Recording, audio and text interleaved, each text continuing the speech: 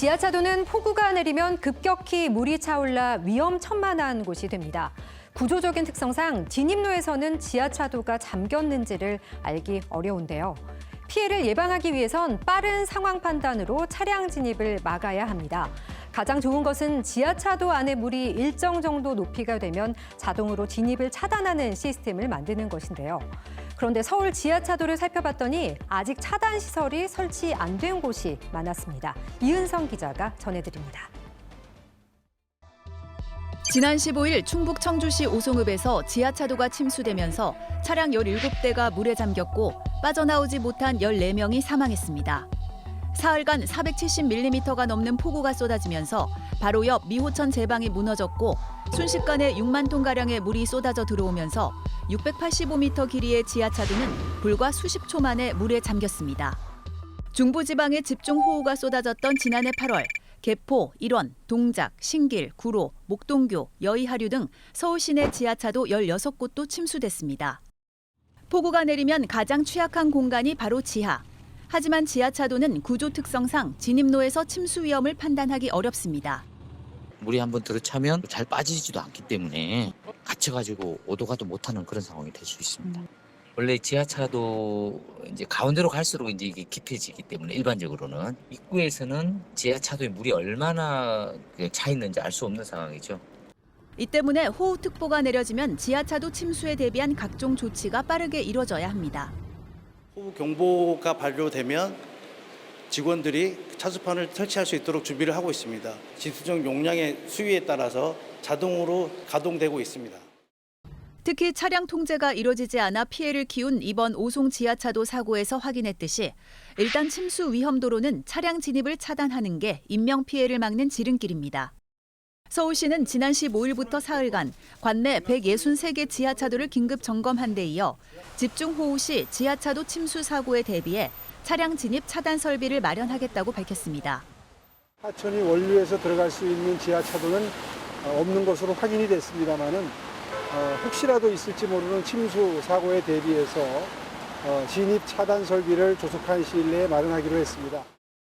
다소 시간이 걸리는 정식 설비 설치에 앞서 경고 문구를 띄우는 LED 표지판 등 임시시설을 선제적으로 보강한다는 방침입니다. 3년 전 부산 지하차도 사고 이후 본격 도입된 자동 차단 시설은 지하차도 안에 차오른 물이 특정 높이에 닿으면 원격으로 차단막이 내려가 빠르게 차량의 출입을 막을 수 있습니다. 서울시의 경우 차단 시설 설치 대상 69곳 중 22곳의 설치를 마쳤습니다.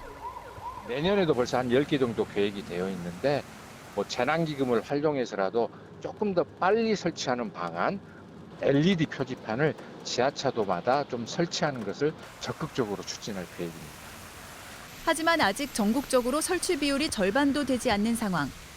아직까지도 설치 안 된 곳이 워낙 많다 보니까 위험성이 많이 상존하고 있다고 보여요. 지금 지하차도 전체에 빠르게 설치할 필요가 있고 우선적으로 하천변 근처에 있는 지하차도, 두 번째로는 그 지하차도 길이가 긴 곳. 무엇보다 일단 침수가 시작된 지하차도는 절대 진입하면 안 되고 이미 진입했다면 차를 두고 신속히 대피해야 합니다. 또 차량이 침수돼 외부 수압으로 문이 열리지 않으면 좌석 목받침의 철제봉을 이용해 유리창을 깨서 탈출해야 합니다. TBS 이은성입니다. 네, 물막이판이 없는 서울의 한 아파트 지하 주차장 입구입니다. 경사 때문에 지하로 물이 금세 유입될 수 있어 보이는데요. 이곳은 서울시가 침수 위험이 있는 아파트로 지정해 물막이판 설치 비용을 지원받을 수 있지만 주민들이 최근 몇 년간 침수 피해가 없었다며 설치를 하지 않기로 했습니다. 이처럼 서울에서 침수 위험 아파트로 지목된 곳은 82곳인데 이 가운데 8곳이 물막이판 설치를 거부했습니다. 주민들이 비용 일부를 부담해야 하거나 침수 위험 아파트로 낙인이 찍혀 집값에 영향을 미칠 수 있다는 우려 때문인데요. 하지만 기후변화로 이전에 없었던 극한호우 같은 기상재해가 앞으로 더 일상화될 수 있는 만큼 사전 대비는 아무리 해도 지나치지 않습니다. 지난해 여름 서울에서 뚜껑이 열린 맨홀에 2명이 빠져 숨지는 일이 있었죠. 폭우가 내리면 잠금 장치도 소용이 없고 부실하면 내려앉을 수도 있는데요. 서울에만 67만 개가 넘는 맨홀이 있는데 이를 관리하는 주체만 26곳이나 됩니다. 체계적인 관리가 필요하고 특히 호우로 헐거워지거나 파손된 맨홀에 대한 조치가 시급하다는 지적이 나오는데요.